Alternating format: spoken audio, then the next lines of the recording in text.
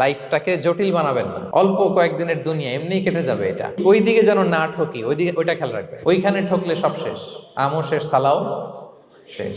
ওইখানে যেন ঠকে না যায়, এটা খেয়াল রাখতে হবে। তাহলে প্রথম ফ্যাক্টর হচ্ছে সুখী সমৃদ্ধ জীবনের will make our life simple.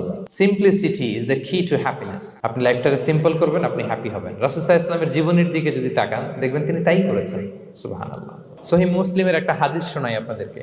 আম্মা জান আয়েশা রাদিয়াল্লাহু তাআলা আনহা বর্ণনা করেন। তিনি বলেন, একদিন সকালবেলা রাসূল সাল্লাল্লাহু আলাইহি ওয়াসাল্লাম আমার বাসায় আসলেন। ফজর নামাজ পড়ে এসে বলতে, আয়েশা ফজর নামাজ পড়ে আসছি, ব্রেকফাস্ট করার মতো কিছু আছে ঘরে? ইয়া রাসূলুল্লাহ, কিছু নাই। নাই? ঠিক আছে, আম ফাস্টিং, যাও আমি রোজা রাখলাম, রোজার নিয়ত করলাম। কত ইজি গোয়িং, কত সিম্পল বানিয়েছেন লাইফটা। আচ্ছা, আমরা হলে কি করতাম? একটু মিলাই নিজের সাথে। সাধারণত আমরা যেটা করতাম, আমরা অনেকে রেগে যেতাম। প্রিয় ভাইয়েরা, ঘরে কিছু নাই মানে তুমি আগে জানাবা না আমাকে? হ্যাঁ, গত রাতে বললে তো কিছু নিয়ে আসতে পারতাম। সাধারণত এইভাবে